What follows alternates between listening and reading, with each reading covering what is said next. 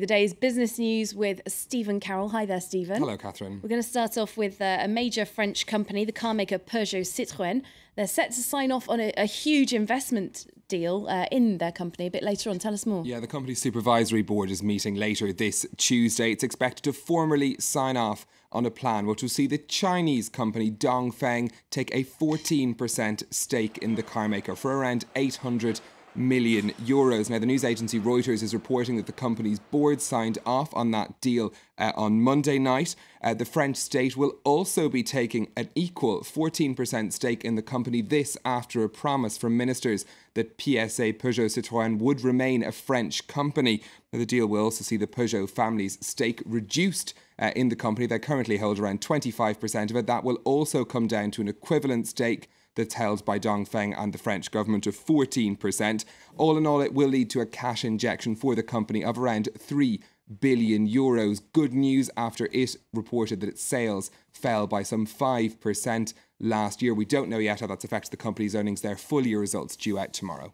And any impact then on the Asian markets? Well, in fact, shares in Dongfeng have been suspended before trading in Hong Kong this morning. We don't have details of exactly why that is, but we do know that it's also following the announcement that the Chinese group is being pursued by a Brazilian company in a lawsuit for some $700 million for a former joint venture it had with them. Across the rest of the Asian markets, the Hang Seng and the Kospi both trading quite flat. Shares in Shanghai down around 0.5%. Over in Japan, news from the Bank of Japan, the central bank there, that it's going to continue with its accommodative monetary policy, has given great cheer to the Nikkei in Tokyo. Shares there up around 3% in trading today. So much needed cheer for Japan there. Let's look at another company that's making some fairly big moves on the market. So the world's biggest mining firm. Yes, BHP Billiton announced its half-year profits of over $8 billion in the 6 months from July to December. This as the company cut costs to try to combat falling commodity prices. Now, that's 83% higher, that 8 billion figure, than it had reported in the same period in 2012. The company's shares up around 2% in Sydney today. OK, let's get some news from right back here in France then. President Hollande, we were reporting yesterday, was rolling out the red carpet for foreign investors. How's he done? Well, François Hollande, he hosted 34 executives at the Élysée Palace and did his best to try and impress them with how good a place France is to do business.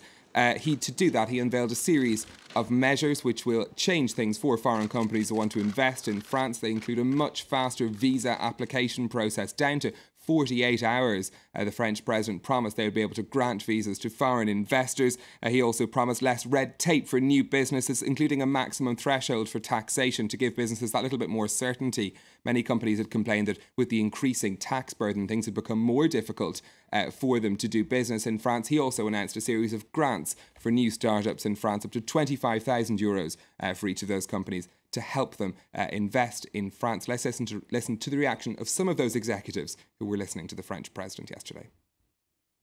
I trust that the climate will improve. It should. France is successful and wants to remain successful. Taxes are a problem, but there has been a major commitment today to re-look and to make the regime friendly. Now, attracting new businesses to France won't quite be enough, though, to help bring down that record number of jobs. French companies, too, need to improve their competitiveness abroad to ensure they can win those big contracts and keep themselves in profits. The engineering firm Alstom has undergone a massive restructuring programme to keep its edge, as Catherine Clifford now explains. At the feet of Dubai's towering skyline, French expertise is gaining ground. In 9 months, the city will have its very own tramway, all the way from France. As nothing's done in Dubai without a large dose of luxury, engineers have had to keep up appearances. This tram is easily recognised by everyone because its nose is very distinctive and has a diamond-like shape to it. Inside too, this is no regular tram.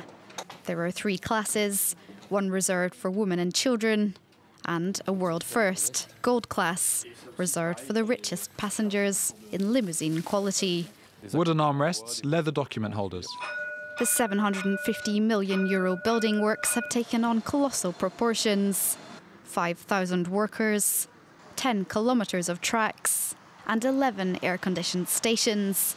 Everything must be built to withstand 50-degree temperatures.